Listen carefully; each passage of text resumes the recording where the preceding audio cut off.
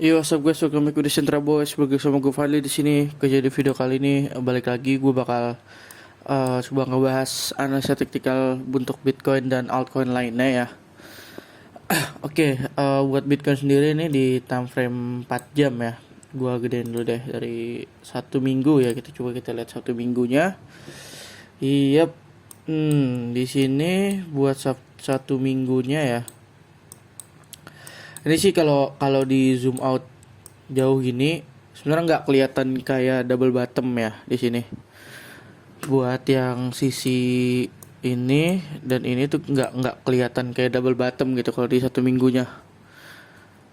Agak biasanya masih lumayan banyak gitu. Ini buat di 1 minggunya dan juga buat di 1 minggunya ini nggak ada divergen apa-apa ya.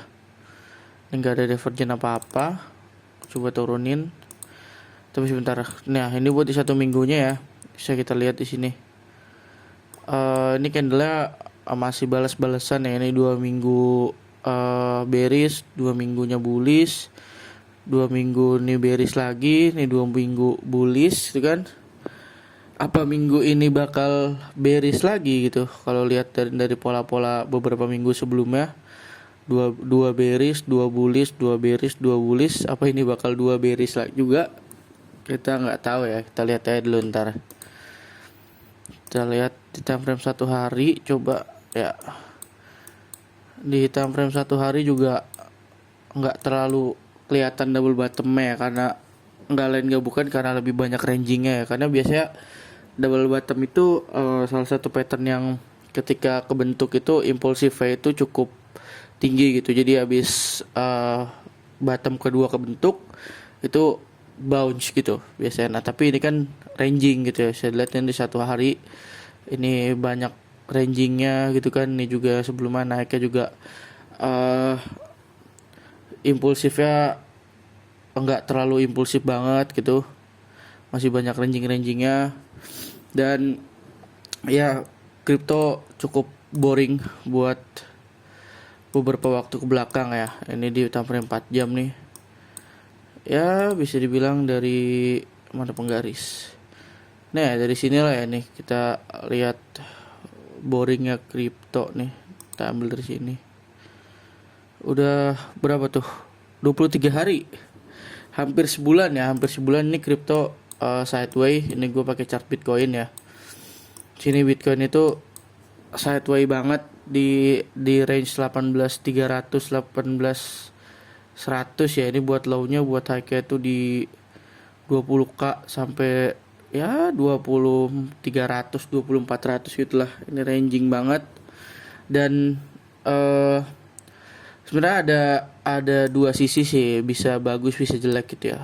Soal buat sisi bagusnya atau positive thinkingnya sih, di sini momentum bearish itu udah mulai melemah gitu, karena ranging ibaratnya orang-orang udah nggak punya barang lah buat dijual gitu, atau udah pada milih buat ngehold aja gitu karena harga udah rendah, sehingga pressure buat selling pressure itu berkurang dan terjadilah ranging gitu kan.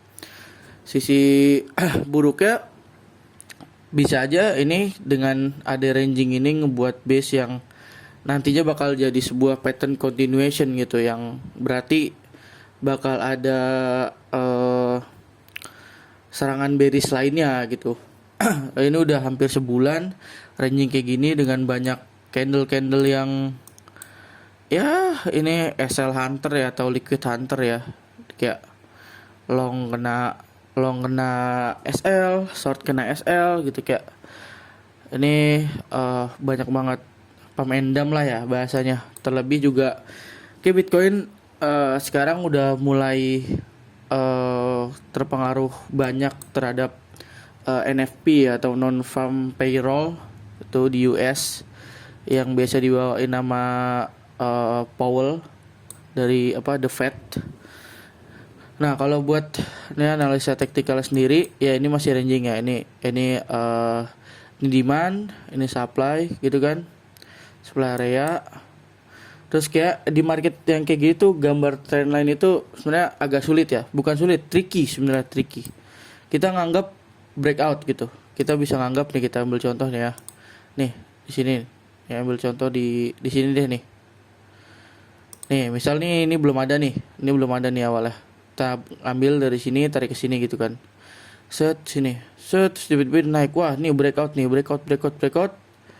Udah ada anggapan breakout, langsung turun ke bawah kan. Trendline-nya hanya di fake out gitu kan.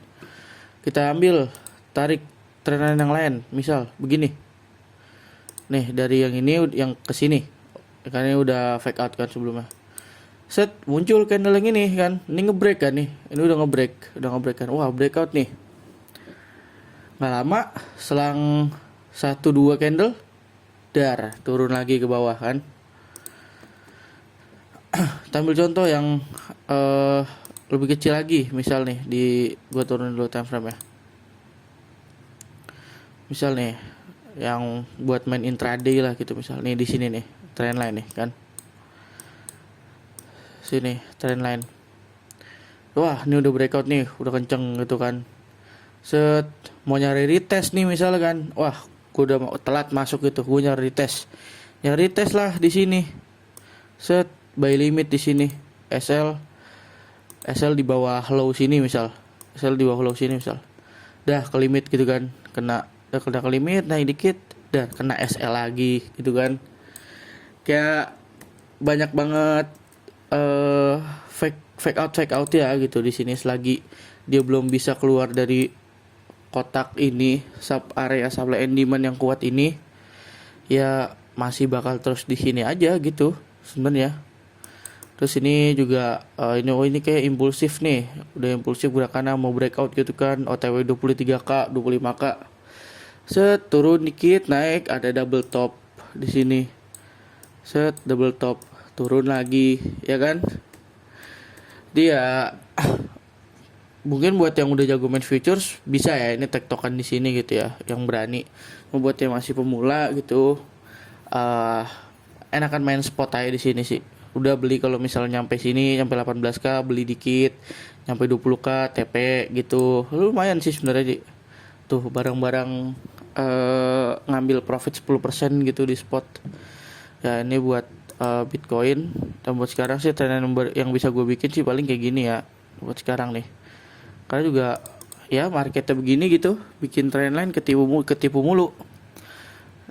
Cuma bikin trendline gini aja. Pokoknya patokan gue jebol sini atau jebol sini aja sih paling buat kedepannya ya. Dan gak cuma Bitcoin gitu yang ranging, buat Ethereum dan altcoin lainnya pun sama gitu. Malah lebih kecil ya range-nya, bisa dibilang lebih kecil ya range ya. Tuh. Dan tendensinya itu buat altcoin sebenarnya lebih ke turun gitulah dibanding BTC ya, karena ada faktor BTC dominance dan lainnya.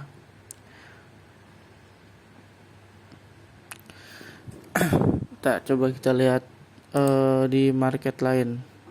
Tuh, ini kayak di EOS nih. Di Satway, tapi tendensinya itu lebih cenderung turun. Kan Satway nih. Tapi cenderung turun tendensinya. Selalu bikin lower low baru gitu.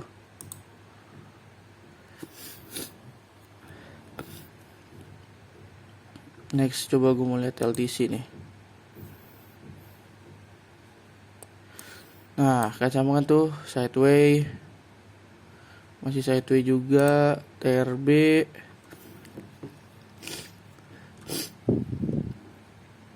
Tuh.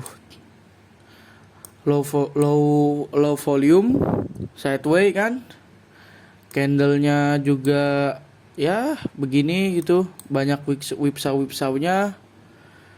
Kayak nggak ideal banget buat trade gitu. Kita cek BNB yang beberapa waktu lalu habis kena hack. Iya, tapi ternyata emang BNB strong sih ya, backupannya juga strong. Jadi meskipun ada news kena hack gitu, yang kerugiannya juga gede, dia ada goyangnya juga sih, ada penurunannya, tapi nggak nyampe ekstrim banget sih ini menurut gua.